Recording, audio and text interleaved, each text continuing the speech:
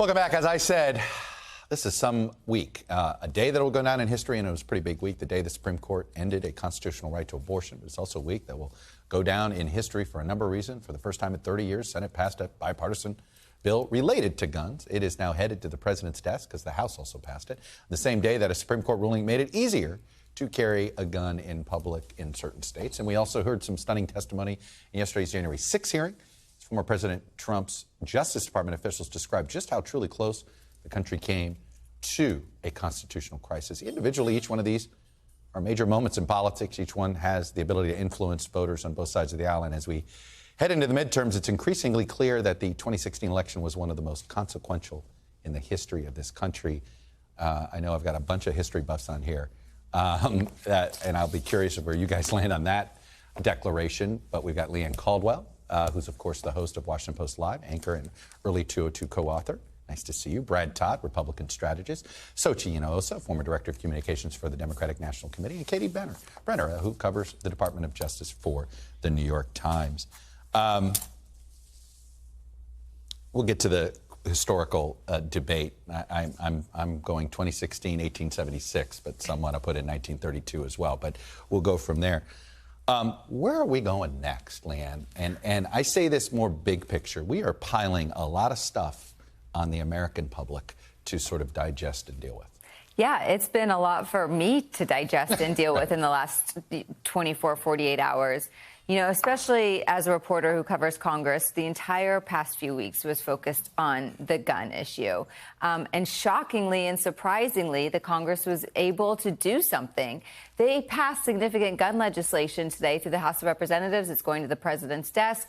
And that is completely overshadowed by another whiplash of something that is dramatically going to have a major impact on the American people. And Senator Collins said in her statement that this really helps to undermine the Supreme Court decision today on Roe, undermines people's faith in the institutions. People are not looking for big swings, big changes. They are looking for maybe things that are incremental. And she says that this is doing damage. And she might be right. Look, it is a concern. I mean, you know, we sometimes punish anybody that tries to go too far one way or the other as an electorate.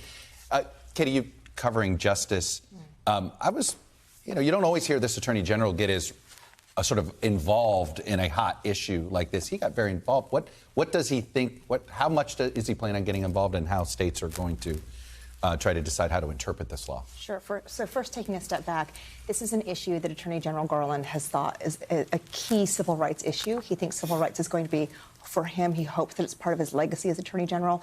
And as part of that legacy, he feels that helping to protect the right to an abortion is a top priority.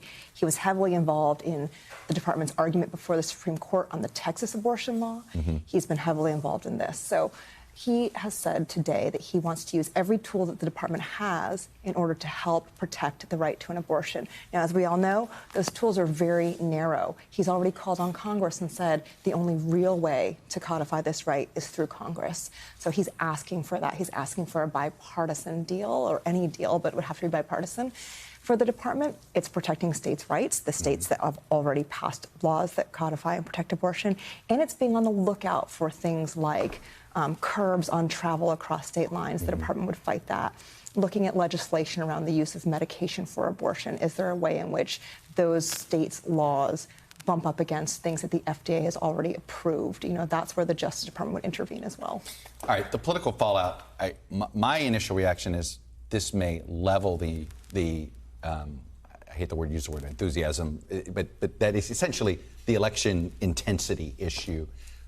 Clearly, Republicans are a lot more interested in this election. Do you think it ends up balancing this out a little bit? So I do think that turnout will be up in this election. I think Democrats across the board are worried about turnout. They're worried about they're the party in power. When you're in the party in power, you actually have to turn out your base, and your base won't necessarily turn out unless they have something that they're excited about or they're angry about. Well, now people are really angry. People are really scared. People are really worried, and I think that they will turn out. What worries me the most, though, is young people who said, I voted in 2020, I voted for Democrats, I voted for Joe Biden, and this still happened. So what are you telling me to do? You're telling me to fix this by going out to vote again? You just told me that 2 years ago. You just told me that 2 years ago, and I turned out. What we need to tell them, and to your point about 2016, Chuck, is that elections not only have consequences, but we are feeling the consequences of the 2016 election now.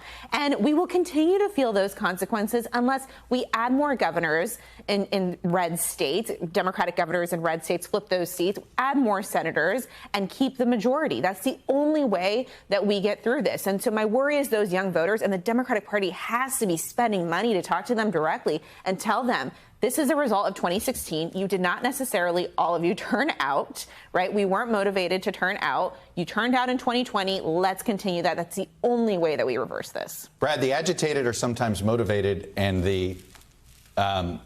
those that are satisfied, okay, I don't have to worry about this anymore. This has been a great get out the vote issue. Does this at all sort of caught the car? You have the country at a 70% wrong track rating for this administration. Inflation's through the roof. Gas is over $5 a gallon. People are going to show up to vote. But, it's really a good day for the democratic process. For 50 years, abortion's divided our country. We've been divided for every day since 1973. And today the issue goes back to the electorate. The electorate gets to pick through its elected officials which way it wants this abortion policy in its states to go. So we've heard a lot of talk in the last year and a lot of reflection, I think, about what our democracy means. If you are serious that you think that democracy should be controlled by the people through elections, you should be happy today regardless of which side you're on. I want you guys to dig into something, a thesis that potentially, I think that in a Roe world, abortion was used as a wedge with Democrats. Democrats would debate each other about, all right, what about late-term abortions? And the Republicans would usually be successful on that.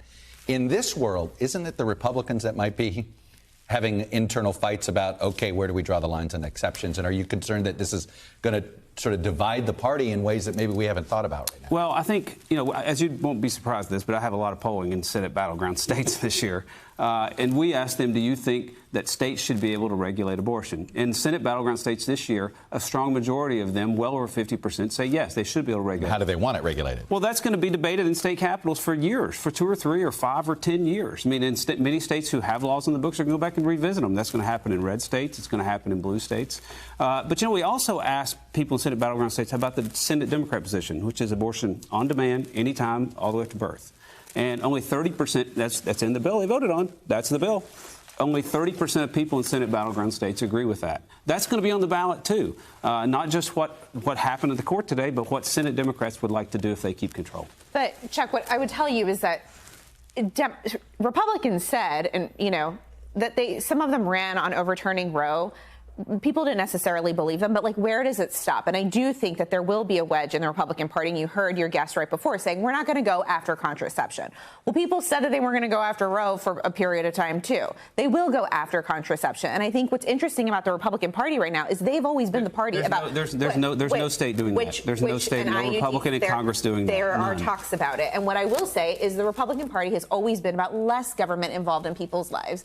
And this decision and what they're pushing now is more government. They're controlling what women do with their bodies, and you're going to continue to see that. We've seen that from the Republican Party recently during many policies. More proof that abortion is overshadowing everything. I did want to sort of touch very quickly on January 6th, and especially, Katie, I have you here with Merrick Garland and with it does feel as if as members of Congress are getting agitated that the Justice Department was being aggressive, all of a sudden we get a lot of public Justice Department subpoenas and showing up at people's houses. What's happening there, and what's more likely, that he will charge the president or he's going to do a special counsel? Well, I would say that some of it is a little bit coincidental because the Democrats were going to be mad from the first day he took office. So the idea that the Justice Department would take action while the Democrats were angry was definitely going to happen if the Justice Department took action at all. In terms of whether or not he would charge Donald Trump, I don't like to predict those things because being wrong has real consequences. But I would say 2 things to look at closely. When you look at what's happened with with the House committee's own presentation, they have presented both new evidence about links between possibly illegal, unconstitutional behavior in the mouths of Republicans. It's Republicans saying this to the committee. This was unconstitutional. This was illegal. So if nothing else, I do think that it's helping to turn public sentiment toward the idea that what happened was seriously wrong and there could be something illegal about it. And that is helpful, I think, in any kind of prosecution, especially one that would be as touchy and as controversial as prosecuting somebody close to the president's inner circle, much less the president himself.